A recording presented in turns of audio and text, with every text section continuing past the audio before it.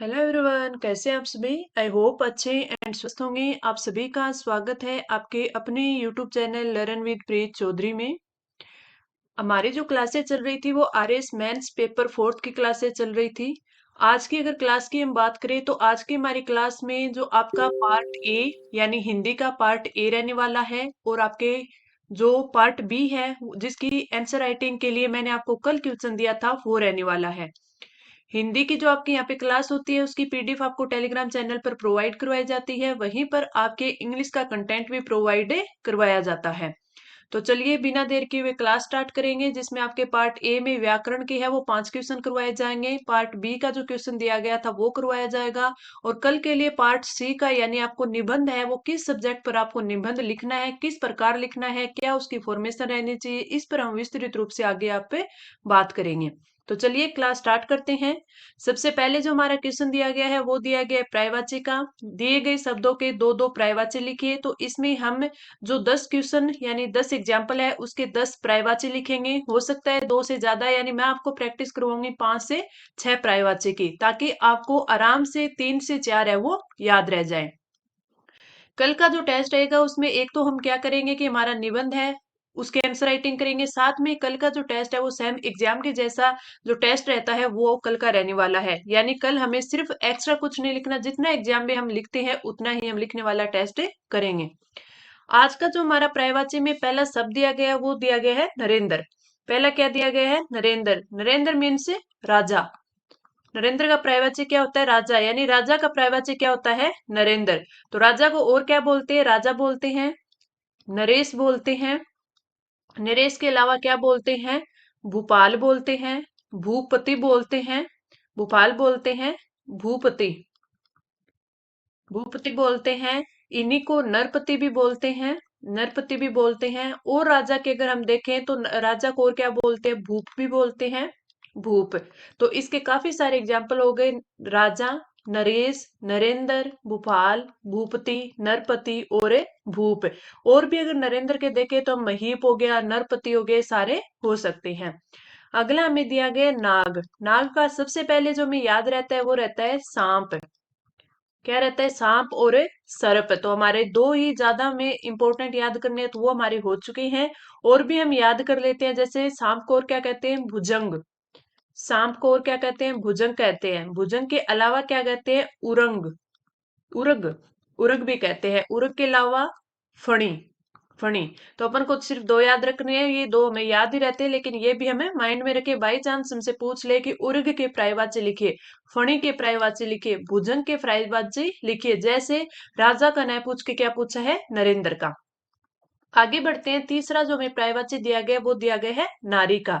तो नारी का सबसे पहले में याद रहता है महिला, महिला के अलावा स्त्री, स्त्री के अलावा रमणी, रमणी के अलावा ललना। ये इंपॉर्टेंट है। ये आपके जो शब्द युग्म होता है उसमें भी पूछा जाता है, तो इसका आप थोड़ा सा ध्यान रखना, ये इंपॉर्टेंट है। ललना यानी स्त्री। तो नारी के महिला, स्त्री, रमणी, ललना और वनिता। वनिता, वनिता भी किसको? स्त्री को बोलते हैं। इसके अलावा जैसे औरत, इसके अलावा औरत ये सभी को पता है। इसके अलावा भी अबला, भामिनी, कामिनी, ये सारे भी नारी के यानी महिला के ही पर्यायवाची रहते हैं। अगला जो हमें पर्यायवाची दिया गया है वो दिया गया है नीर का। अगला किसका दिया गया है? नीर का। नीर यानी सबसे पहले में याद रहता है, दो याद करने हो तो जल और पानी। जल और पानी हमें याद हो गई, लेकिन हमें सिर्फ दो से काम नहीं चलाना, हमें और भी इसके जो पर्यायवाची वो याद करने होते हैं। क्योंकि आजकल क्या हो गया है कि पर्यायवाची का पूछ लेते हैं, जैसे नीर का न पूछते हुए हमें दे देंगे कि किसका हमें पर्यायवाची लिखना है? तोय का लिखना है। अब तोय अगर ध्यान नहीं है कि ये पानी का पर्यायवाची है तो वो हमारा क्वेश्चन है वो अटेम्प्ट नहीं कर पाते। इसके अलावा अगर हम बात करें तो वारी भी क्या होता है? पानी का ही पर्यायवाची है। सलील क्या है? पानी का ही पर्यायवाची है। इसके अलावा अंबु है, वो भी पर्यायवाची किसका है? पानी का है। तो अपन लिख सकते हैं जल, पानी, तोय, वारी, सलील, अंबु। इसके अलावा जैसे पय, रस, आब, जीवन, ये भी किसके हैं? नीर के ही हैं। अगला जो हमें दिया गया वो दिया गया है सेना। सेना की बात करें तो सेना का सबसे पहले जो हमें याद रहता है वो क्या रहता है? चम्मू। सबसे पहले जो याद रहता है वो क्या रहता है? चम्मू। यानी चम्मू क्या है? सेना। दल भी सेना का पर्यायवाची है। और सैन्य भी बोलते हैं सेना को। और क्या बोलते हैं? सैन्य वाहिनी। वाहिनी। और क्या होता है इसका? ये वाहिनी है पे ई की मात्रा है। तो सेना, चमू, दल, सैन्य, वाहिनी, इसके अलावा अनि, अनि, कटक, ये सारे के सारे सेना के पर्यायवाची हैं। तो एक बार हम इसका रिवीजन कर लेते हैं ताकि ये हमें यहाँ पर अच्छे से याद हो जाए। नरेंद्र का राजा, नरेश, भूपाल, भूपति, नरपति, भूप। नाग का सांप, सर्प, भुजंग, उरंग, फणी। महिला, स्त्री, रमणी, ललना, वेरी इंपॉर्टेंट है, वनिता, औरत, ये किसकी है? नारी की है। जल के, नीर के, जल, पानी, टोई, वारी, सलील, अंबु। बात करें सेना के तो चमू, दल, सैन्य, वाहिनी, अनि और कटक। अब वापिस चलते हैं अगले पर। अगला जो शब्द में दिया गया वो दिया गया पंडित। पंडित की बात करें तो पंडित के कौन कौन से होते हैं? सबसे पहला जो होता है वो होता है विद्वान। पंडित का जो पर्यायवाची होता है वो क्या होता है? विद्वान। इसके अलावा इनका देखें तो क्या होता है? विज्ञ। क्या होता है? विज्ञ, बुद्ध, प्रज्ञ। जो इजी इजी होते हैं, जो ज्यादा इसमें लिखे जाते हैं, वही मैं आपको बता रही हूँ। मनीषी, मनीषी, ये सारे के सारे पंडित के पर्यायवाची होते हैं। विद्वान, विज्ञ, बुद्ध, प्रज्ञ, मनीषी। वैसे पंडित के और भी होते हैं, जैसे शुद्धि हो गया, और इसके अलावा कोविद, बुद्धिमान, वो भी होते हैं, लेकिन ये ज्यादा अपन याद करते हैं। तो पंडित के विद्वान, विज्ञ, बुद्ध, प्रज्ञ, मनीषी। अगला आता है पक्षी। पक्षी का सबसे पहला जो याद रहता है वो खग। उसके बाद याद रहता है विहंग। विहंग। एक हम ये पंछी भी इसका याद करते हैं, पंछी। परिंदा भी अपन बोलते हैं, परिंदा। तो इसके चार पांच याद हो गए, खग, विहंग, पंछी, परिंदा, और पखेरु भी बोलते हैं ना अपन, पखेरु। पखेरु भी हो गया। और क्या बोलते हैं अपन? द्विज भी बोलते हैं, द्विज। ये भी किसको बोलते हैं? पंछी को बोलते हैं, यानी पक्षी को बोलते हैं। तो पक्षी के खग, विहंग, पंछी, परिंदा, पखेरु और द्विज। अगला हमें दिया गया पत्थर। पत्थर यानी सबसे पहला पाषाण, पत्थर का पाषाण। इसी को क्या बोलते हैं? असम। इसी को क्या बोलते हैं? प्रस्तर, प्रस्तर। और इसी को क्या बोलते हैं? शिला। ठीक है, और इसी को उपल। इसमें से शुरू के जो तीन है वो हम याद रखते हैं, क्योंकि ज्यादातर हम यही पढ़ते हैं। आपको अगले दो भी याद रखने चाहिए। तो पत्थर का पाषाण, असम, प्रस्तर, शिला और उपल। अगला आता है पत्नी। पत्नी की बात करें, सबसे पहले जो याद रहता है वो भार्या। भार्या, दारा, जोरू, दारा, जोरू, और घरवाली, घरवाली। तो आपके पत्नी के क्या हो गए? भार्या, दारा, जोरू, घरवाली, और इसको बीबी भी लिखते हैं। ठीक है। और अगर पत्नी की और बात करें तो कलत्तर भी लिखते हैं। ये थोड़ा सा ध्यान रखना, बाय चांस अगर आपसे पूछ ले कि कलत्तर के पर्यायवाची लिखिए तो थोड़ा सा अपने माइंड में रहना चाहिए। पत्नी का भार्य, दारा, जोरू, घरवाली, बीबी और कलत्तर। अगला आता है, और इसे पर्यायवाची का लास्ट है जो हमें एग्जाम्पल दिया गया वो है शत्रु। शत्रु की बात करें तो सबसे पहला आता है वो आता है दुश्मन, दुश्मन। और अपन याद रखते हैं अरी। और अपन याद रखते हैं रिपू। और अपन कौन सा याद करते हैं? और अपन याद करते हैं बेरी। तो ये सारे क्या हो गए? दुश्मन के पर्यायवाची यानी शत्रु के पर्यायवाची हो गए। ठीक है। दुश्मन, अरी, रिपू, बेरी। एक बार फिर इनका कर लेते हैं। पक्षी को खग, विहंग, पंछी, परिंदा, पखेरु और द्विज। पत्थर के पाषाण, असम, प्रस्तर, शिला, उपल। भार्या, पत्निका, दारा, जोरू, घरवाली, बीबी और कलत्तर। शत्रु के दुश्मन, अरी, रिपू और बेरी। अब बढ़ते हैं अगले क्वेश्चन पर। और अगला जो क्वेश्चन है वो है हमारे वाक्यांश के लिए सार्थक शब्द। कोशिश यही करो कि इस क्लास में जो आपको करवाया जाए आप यहीं का यहीं याद कर लो, ताकि आपका टाइम वेस्ट ना हो, बाद में आपको बार बार इसको याद ना करना पड़े। इसी में अब मैं आपको 2 बार तो मैं खुद ही रिवीजन करवा रही हूँ, एक बार पूरा करवा के दोबारा इसका फिर क्विक रिवीजन कर रही है। तो इसमें जब आपको मैं एक बार करूँ, इसमें आप इसको इस चीज को 2 से 3 बार पढ़ोगे ना, उसी में आपको भी यहीं का यहीं याद हो जाएगा। कुछ इनमें से आपको याद ही होती है, सिर्फ आप रिवीजन कर रहे हो। कुछ एक ही होते हैं, जैसे मैंने आपको कोई 10 एग्जाम्पल करवाए तो उसमें आपके 7 से 8 तो आपको याद ही है, आपको सिर्फ 3 या 2 है वो आपको याद करने होते हैं, तो उनका आप इसी क्लास में याद कर लिया करो। जिसकी आशा न की गई हो, जिसकी आशा न की गई हो वो होता है, जिसकी आशा नहीं की गई हो यानी अप्रत्याशित, वो क्या होता है, अप्रत्याशित। तो अपन किस प्रकार लिखेंगे, अपन लिखेंगे अप्रत्याशित, जिसकी आशा नहीं की गई हो। अगला दिया है जो मापा न जा सके, जो मापा न जा सके, तो उसको क्या बोलेंगे, जो मापा न जा सके उसको बोलेंगे अपन अपरिमेय। क्या बोलेंगे, अपरिमेय, अपरिमेय। जिसके समान कोई दूसरा न हो, जिसके समान कोई दूसरा न हो यानी अद्वितीय, अद्वितीय। जो चिंता के योग्य न हो, अचिंतन्य, अचिंतन्य। थोड़ा सा इनको लिखते टाइम ध्यान रखना कि कहीं आपको लिखने में कोई अशुद्धि ना हो जाए। जिसकी भुजाएं घुटनों तक लंबी हो, जिसकी भुजाएं घुटनों तक लंबी हो वो होता है अजानु बाहु। क्या होता है, अजानु बाहु, यानी इसका एग्जाम्पल क्या होगा, श्री राम, जिनकी जो भुजाएं थी वो घुटनों तक थी। तो जिसकी भुजाएं घुटनों तक लंबी हो, अजानु बाहु। जिसे कोई जीत न सके, जिसे कोई जीत न सके वो क्या होता है, अजय, वो होता है अजय। जिसकी जीविका निश्चित न हो, जिसकी जीविका निश्चित न हो वो होता है आकाशवर्ती, वो होता है आकाशवर्ती। जिसकी जीविका निश्चित नहीं हो, आकाशवर्ती। अपनी हत्या करने वाला, अपनी हत्या करने वाला होता है आत्मघाती, आत्मघाती। जिसका संबंध आत्मा से हो, आध्यात्मिक, जिसका संबंध आत्मा से हो, आध्यात्मिक, आध्यात्मिक। जो भेदा या तोड़ा न जा सके, अभेद्य। जो भेदा या तोड़ा ना जा सके वो क्या होता है, अभेद्य। एक बार फिर इसका क्विक रिवीजन कर लेते हैं अपन। सबसे पहले हमने क्या पढ़ा कि जिसकी आशा न की गई हो, अप्रत्याशित। जो मापा ना जा सके, अपरिमेय। जिसके समान कोई दूसरा न हो, अद्वितीय। जो चिंता के योग्य न हो, अचिंतनीय। जिसके भुजाएं घुटनों तक लंबी हो, अजानु बाहु यानी श्री राम। जिसे कोई जीत न सके, अजय। जिसकी जीविका निश्चित न हो, आकाशवर्ती।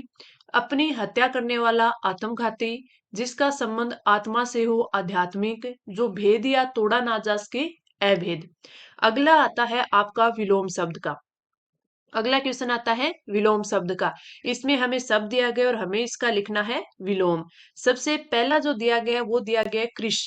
पहला क्या दिया गया है, कृश, जिसका विलोम होता है स्थूल, जिसका विलोम होता है स्थूल या फिर पुष्ट, स्थूल या पुष्ट। तो कृश का विलोम हो गया स्थूल या पुष्ट। क्षणिक का होता है शाश्वत, ये हम सभी को पता है, शाश्वत। बस लिखने में थोड़ा सा ध्यान रखना कि आप किस प्रकार लिख रहे हो। क्षुद्र की बात करें तो इसका होता है महान, क्षुद्र की महान या फिर विराट, महान या फिर विराट। कृष का स्थूल या पुष्ट, क्षणिक का शाश्वत, क्षुद्र का महान या विराट। गौण की बात करें तो गौण का होता है प्रमुख, गौण का विलोम होता है प्रमुख। इसे ही अपन प्रधान भी बोल सकते हैं, या अपन बोलते हैं ना ये मुख्य है तो अपन मुख्य भी बोल सकते हैं। तीनों गौण के ही क्या है, विलोम है। गौण का प्रमुख, प्रधान, मुख्य। गहरा का क्या होगा, उथला यानी छिछला। अपन बोलते हैं ना कि ये चीज तो गहरा है और ये छिछला है, तो उथला लिख दो या फिर छिछला, छिछला। अगला है गुप्त, गुप्त का क्या हो जाएगा, परकट, गुप्त का परकट। चोर का क्या हो जाएगा, साहूकार, चोर का क्या हो जाएगा, साहूकार या फिर साधु, साहूकार या साधु। तो चोर का साधु या साहूकार। अगला दिया गया चंचल। चंचल का क्या होता है? इसका होता है अपन, वैसे अगर सही माना जाए वो तो होता है स्थिर, ठीक है। इसका अचंचल भी लिख देते हैं, अचंचल भी, तो अचंचल भी आपका गलत नहीं होगा और आपका स्थित भी गलत नहीं होगा, ठीक है। चंचल का स्थिर, अचंचल स्थित। चेतन का देखें तो चेतन का होता है जड़, और चेतन को भी अचेतन भी इसका विलोम में लिख देते हैं, अचेतन। जय का आप सभी को पता है क्या होता है? पराजय। जय का क्या होता है? पराजय। तो एक बार फिर इसको देख लेते हैं हम। सबसे पहले जो में दिया गया वो कृश, स्थूल या पुष्ट, क्षणिक का शाश्वत, क्षुद्र का महान या विराट, गौण का प्रमुख, प्रधान या मुख्य, गहरा, उथला या छिछला, गुप्त का प्रकट, चोर का साधु या साहूकार, चंचल का स्थिर, अचंचल या फिर स्थित, चेतन का जड़ और अचेतन, और जय का पराजय। अब आता है हमारा अगला क्वेश्चन, जो कि है आपके लोकोक्ति का। निम्नलिखित लोकोक्ति का भावार्थ लिखिए। भावार्थ यानी सिर्फ उसका भाव यानी अर्थ हमें लिखना है, वाक्य में प्रयोग नहीं करना। सबसे पहले जो हमें दी गई है वो दी गई है, घोड़े को लात आदमी को बात। घोड़े को लात आदमी को बात, यानी इससे अर्थ क्या हुआ? इसका अर्थ हुआ कि जो दुष्ट व्यक्ति होती है उनसे तो कठोरता, यानी घोड़े को लात, और जो सज्जन से नम्रता का व्यवहार करना। इसने बोला है घोड़े को लात और आदमी को बात, तो यानी दुष्ट से कठोरता करो और जो सज्जन से है वो नम्रता का व्यवहार करें। तो अपन यहां लिख सकते हैं, दुष्ट से कठोरता, कठोरता, इसमें ये टाइप ए की आएगी, कठोरता, ठीक है। कठोरता का, और सज्जन, सज्जन से नम्रता का व्यवहार करें, व्यवहार करें। तो इसका अर्थ क्या हो गया? ये लोकोक्ति क्या हो गई? घोड़े को लात आदमी को बात, यानी जो दुष्ट व्यक्ति है उससे कठोरता करें और जो सज्जन व्यक्ति है उससे नम्रता का व्यवहार करें। अगला है घड़ी में तोला घड़ी में मासा, यानी 1 मिनट में तोला 1 मिनट में मासा, यानी कि जो चंचल व्यक्ति होता है, यानी वो, उसके लिए बोला गया, चंचल व्यक्ति का मन करेगा एक बार वो करे, फिर थोड़ी सी देर में उसका मन करेगा नहीं नहीं मैं ऐसा करूं, तो ये हो जाएगा चंचल मन वाला, चंचल मन वाला, चंचल मन वाला। अभी अपन ने लिखा था ना चंचल का स्थित या स्थिल, ठीक है। तो ये क्या हो गया कि घड़ी में तोला घड़ी में मासा, यानी चंचल व्यक्ति या चंचल मन वाला, जिसका मन है वो एक जगह स्थिर नहीं रहता, कभी उसका मन करता है मैं ये करूं, कभी करता है मैं ये करूं। तो घोड़े को लात आदमी को बात और घड़ी में तोला घड़ी में मासा, ये दोनों लोकोक्तियों का हमने अर्थ देखा। अगर आपके एग्जाम में आता है कि आप इसका वाक्य में प्रयोग भी करिए, तो आपको वाक्य में प्रयोग भी करना होता है। क्यों? क्योंकि वहां आपके 2 नंबर का आता है, और उस 2 नंबर में क्या होता है कि एक का जो नंबर है वो आपको अर्थ लिखने का और 1 नंबर आपको वाक्य में प्रयोग करने का मिलता है। अगला जो हमारा क्वेश्चन है, निम्नलिखित पारिभाषिक शब्दों के समानार्थक हिंदी पारिभाषिक लिखिए। हमें इनका हिंदी से जो अर्थ है वो लिखना है। सबसे पहला जो हमें दिया गया है वो दिया गया है अबेंडमेंट, अबेंडनमेंट।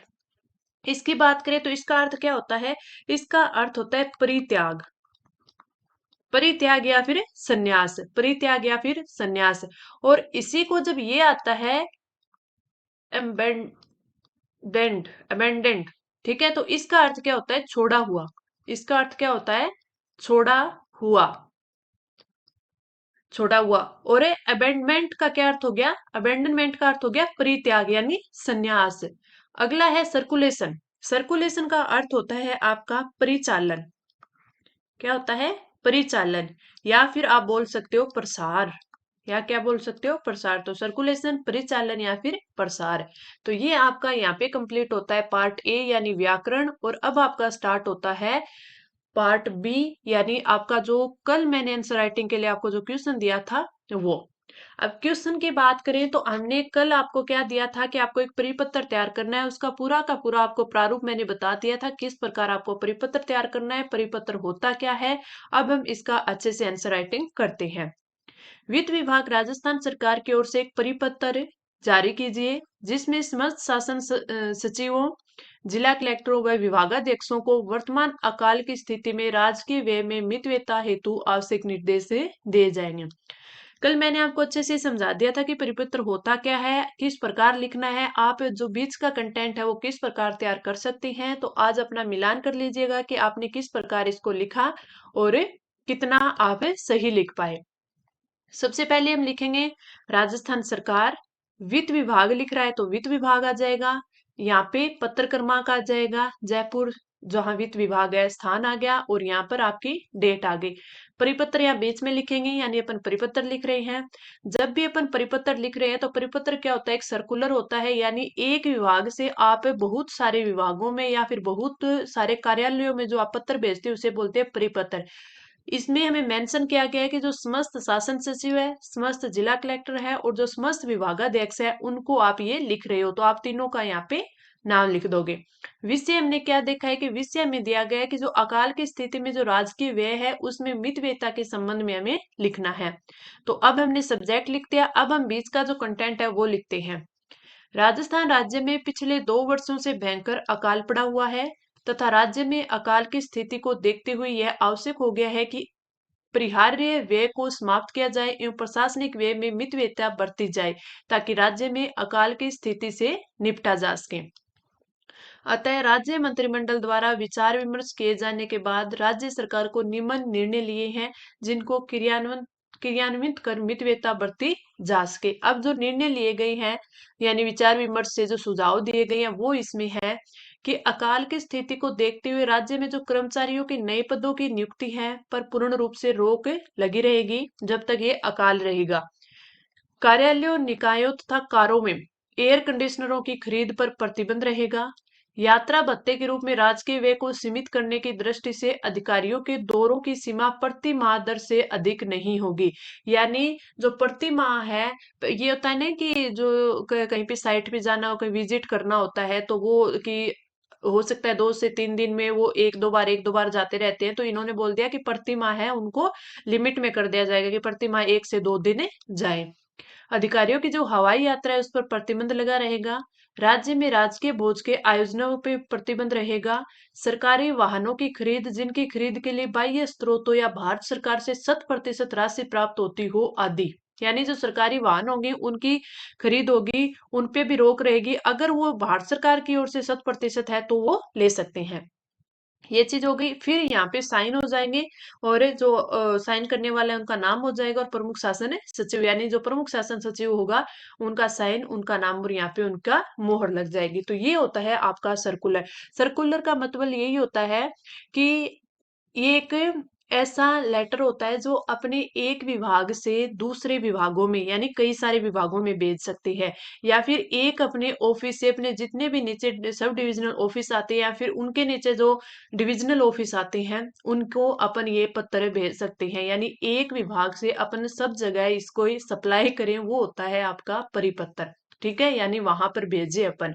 तो ये हो गया आपका परिपत्र। आई होप आपको अच्छे से समझ भी आया होगा। और कल भी मैंने आपको बता दिया था आपका जो भी पत्र लेखन है, जो भी आपका प्रारूप लेखन है, उसमें आप एक चीज का ध्यान रखिए, कंटेंट आपके साथ बहुत हो चुका है, बस आप उसका प्रारूप है वो याद रखना कि किस प्रकार है ये लिखा जाता है। बस वो प्रारूप आपको याद होना चाहिए, प्रारूप के ही आपको जो आपको नंबर है वो मिलेंगे और आपका कंटेंट है वो देखा जाता है। लेकिन जब आपका प्रारूप काफी अच्छा होगा तो कंटेंट को भी वो माइनर सा थोड़ा ये सोच अगर आपका अच्छा नहीं होगा तो वो ये सोच लेंगे कि नहीं इन्होंने इनको पता है कि ये चीज है वो किस प्रकार लिखी जाएगी, क्या चीज है। ठीक है, तो उस पर थोड़ा सा ध्यान रखना। अब हम बात करते हैं हमारे अगले क्वेश्चंस की जो कि आपको अगले टेस्ट में आंसर राइटिंग के लिए दिया जाएगा। इसमें आपको करना क्या है, आपको निम्नलिखित विषय पर निबंध लिखिए। विषय आपको क्या दिया गया है, आपको दिख रहा होगा, मैं थोड़ा सा और नीचे कर देती हूँ इसको। सोशल मीडिया का दुरुपयोग और आंतरिक सुरक्षा की चुनौतियां। यानी जो सोशल मीडिया है उसका किस प्रकार तो है वो दुरुपयोग हो रहा है और आंतरिक सुरक्षा की चुनौतियां है वो किस प्रकार बन गया है। ठीक है? ये आपको लिखना है। आपको क्या होता है कि जब भी कोई आप निबंध लिखते हो तो उसको अगर आप कुछ किसी शायरी से स्टार्ट करते हो, ठीक है? किसी शायर की लिखी हुई शायरी से अपन स्टार्ट करते हैं या फिर किसी महान व्यक्ति के किसी उनकी जो लिखी हुई 2 लाइनों से स्टार्ट करते हैं तो उसका इफेक्ट है वो काफी अच्छा हो जाता है। तो आप कोशिश करना कि अच्छे से जितना आपने तैयार कर रखा हो उतना इसमें लिखने की कोशिश करना। जो पूछा है यानी यहाँ पे सोशल मीडिया का दुरुपयोग है उसके बारे में और जो आंतरिक सुरक्षा की जो चुनौती बना हुआ है उसके बारे में ज्यादा यहाँ पे लिखना है हमें, क्योंकि हमें सिर्फ इन्होंने दे दिया है। अगर सीधा होता ना कि सोशल मीडिया तो हम कुछ भी लिख सकते थे, लेकिन अब इसमें दुरुपयोग और आंतरिक सुरक्षा के लिए दिया गया है। कल के जो टेस्ट होगा इसमें हम काफी अच्छे विस्तृत रूप से मैं इसको कम से कम आपको 3 से 4 पेजों का ये प्रोवाइड करवाऊंगी ताकि आप उनमें से अच्छे से इसको तैयार करें, और अगर यही आपके एग्जाम में आ जाए तो आप अच्छे से उसको 200 शब्दों में लिख के आ पाओ। 200 शब्दों में लिख के आ पाओ। तो ठीक है, अब हम मिलते हैं अगली क्लास में। आई होप आपको सारी क्लास है अच्छे से समझ आई होगी। और अगर आपको अच्छे से समझ आई है, अच्छी लगी है, तो आप लाइक करना, अपने दोस्तों के साथ शेयर करना। अभी तक आपने चैनल सब्सक्राइब नहीं किया तो सब्सक्राइब कर लेना। अब हम मिलते हैं अगली क्लास में। धन्यवाद।